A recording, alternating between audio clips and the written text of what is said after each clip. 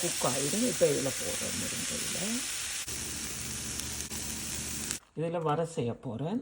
முருங்கையில் உடைச்சி க்ளீன் பண்ணி வச்சுருக்கிறேன். இதுவும் போட்டு தான் வர செய்ய போகிறேன். எனக்கு நிறையவே தேவையில்லை. இது கொஞ்சம் நல்லா டேஸ்ட் நல்லா இருக்கும். இந்த கைக்கு கொஞ்சமாக ஆயில் போடுறேன். ஆயில் போட்டால் அந்த கயர் வராது.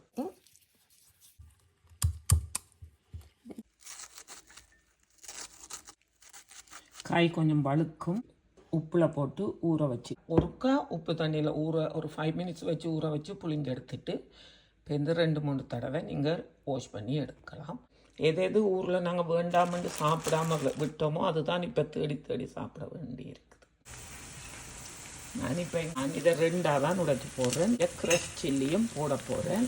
பருப்புக்கு தாளிப்பதை எடுத்து தாளிப்பு ரெடி ஆயிடுச்சுது. நீங்கள் எல்லாமே தனியாக தாளித்து வைக்க தேவையில்லை. அது டைமும் எடுத்து நிறைய ஆயிலியாக இருக்கும்.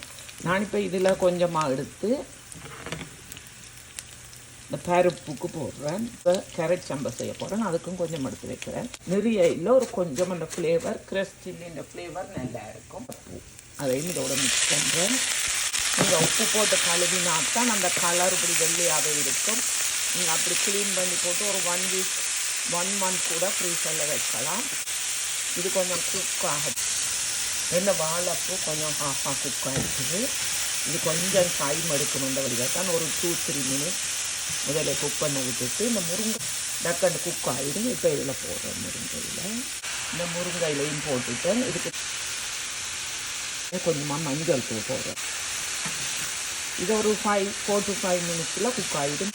ஆல்மோஸ்ட் குக் ஆகிடுது.